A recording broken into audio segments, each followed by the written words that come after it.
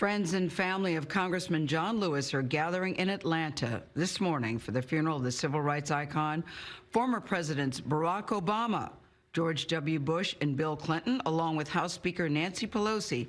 Quite a distinguished lineup are set to speak at the historic Ebenezer Baptist Church today. The church, as you've heard, has played a key role in the civil rights movement. The Reverend Dr. Martin Luther King Jr. served as a co-pastor with his father until his death in 1968. Reverend Raphael Warnock is now the senior pastor of the church and will preside over this morning's ceremony. He is also a Democratic candidate for the U.S. Senate. Reverend, good morning. It's so nice to see you this morning. Listen, the nation has been paying tribute to the congressman all week, but today is a final farewell, and you are doing the honors.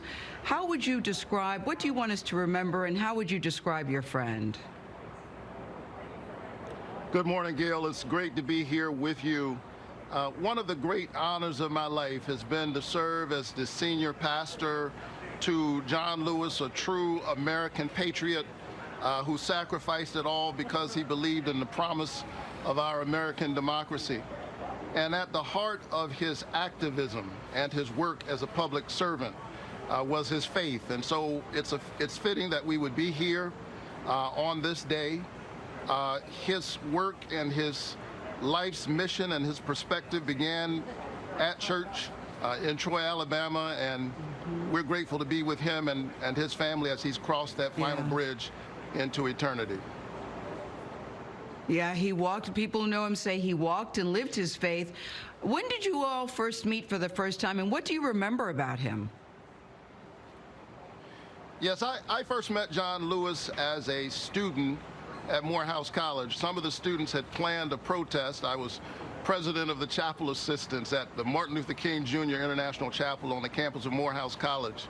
And we invited some of the influencers and leaders in our community to join the students in the protest. We invited city council persons and others.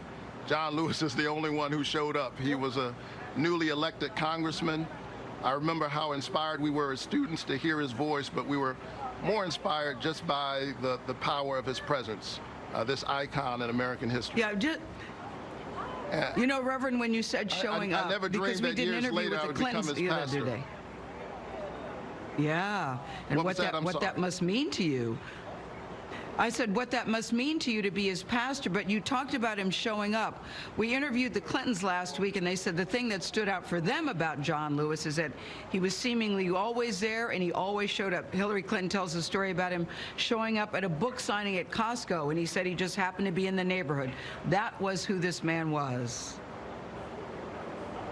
That's certainly who he was, and history will remember him because he showed up in the places where it really counts. He was just captured by this whole idea of freedom. It captured his imagination. The voice of Martin Luther King Jr. Caught his attention as a young man, and he reached out to Dr. King, and forever will his deeds be etched in history. But the thing that I want to emphasize is that at the heart of his activism really was his faith, a faith passed on from enslaved ancestors. And so when you see a man stand up to Jim Clark, when you see someone go on a bridge knowing that they are facing violence and brutality, he did that because his faith represented a kind of spiritual power shaped by suffering, a moral audacity that transcended human station and called on human law to more closely align itself with the law of love. All of us are better because John Lewis came our way. As a young man, he wrestled with a call to ministry, but instead of preaching sermons, he, in a real sense, became a sermon. Reverend, how was he able to do this with no bitterness? He talked about being beaten. He talked about almost losing his life. He had been arrested several times. We often say he loved the country when they didn't love him back. And he had no bitterness. How was he able to do that? Well, you know, he often said that he didn't, well, Dr. King used to say that love is too heavy a burden to bear. And John Lewis internalized that. He believed it. And here we are all of these days later. John Lewis passed away almost a couple of weeks ago.